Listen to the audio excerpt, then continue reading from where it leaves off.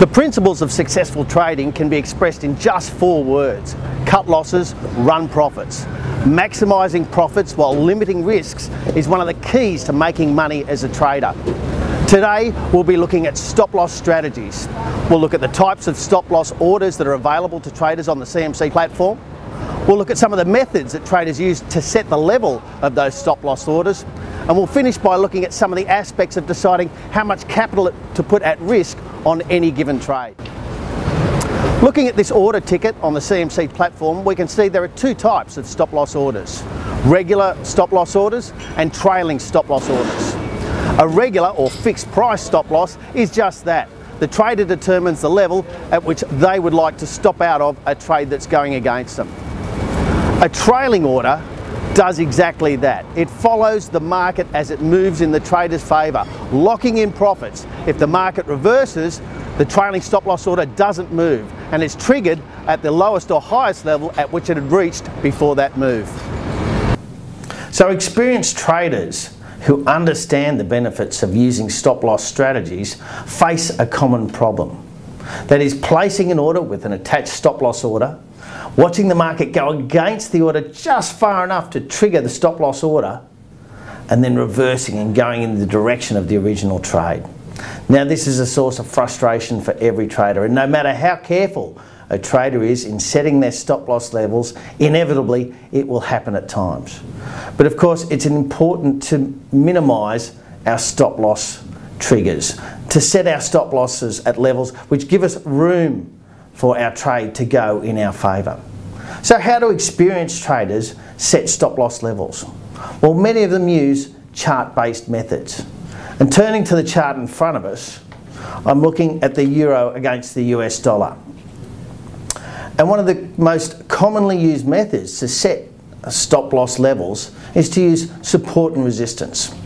Now, I've drawn on both a support and resistance line. I do understand that there'll be some argument about whether they're at the correct levels. Where you put support and resistance lines is entirely up to you. But leaving aside that argument for the point of illustrating as an example, let's say a trader wanted to go short euro US dollar at current levels, that is around 125.90. They could sell at current market and place a stop loss order just above the resistance level there at 127.13. Now, I say just above because one of the commonly occurring factors in markets is that we see a spike through a resistance or a support level before a reverse back into the original zone, and that's what could happen here.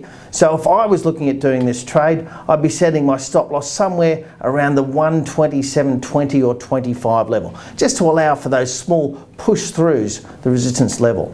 Similarly, if I was looking at buying euro US in the current market, I'd look at setting my stop loss below this support level at 123.55. But of course, that brings us to one of the problems with using support and resistance levels in setting stop loss levels, and that is they can often be too far away from current market to give a good risk to reward setup for the trade. So some traders move on to other methods of selecting good levels. Now, one of them is using the volatility that's against every instrument you'll see on the CMC Tracker platform, and in this case the volatility refers to the time frame of the chart, as it always does. So in this case, we're looking at the volatility over the last 9 months on a daily basis. And you can see that that's just under 12%. Now, to convert that to an expected average daily trading range, we simply divide that number by 16.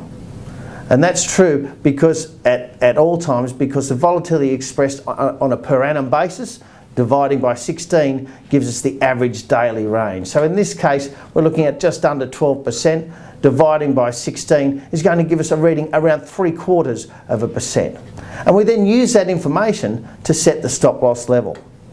At current levels, 1.27 times 0.75% will give us a reading of around 95 points. Now, you can do that more accurately with a calculator, but for the point of the example, let's assume that that number is 95 points. Remembering how we got it, we took the annualized volatility, we divided it by 16 to get a percentage, in this case 0.75%. We then took 0.75% of the current market price to give us around 95 pips. So once again, if I was looking at putting on a buy trade at current market, I could enter it here and place my stop loss 96 pips below the current market. That is 1 point outside what I expect the average range to be based on the volatility. Similarly, if I was selling, I'd place the sell order with a stop loss 95 points above the current market level. And in both cases, you'll see that that gives us a stop loss point that's inside those support and resistance levels, lowering the risk or the amount at risk on each trade. But once again, particularly for those using tighter time frames, the expected average daily range might not be useful. And there's another tool, particularly for intraday traders, that's very useful in helping to set stop loss levels. Now this is the average true range. And the average true range is a way of calculating volatility, but it also takes into account the trading range on any given day. The classic historical volatility we were looking at before, that purple number next to every instrument, is calculated from the close to the close. Whereas the average true range takes into account what happens between the closes as well as those changes in closing price. So it'll usually give us a reading above the classic historical volatility. And we pull it up by hitting the ATR button at the bottom of the screen here.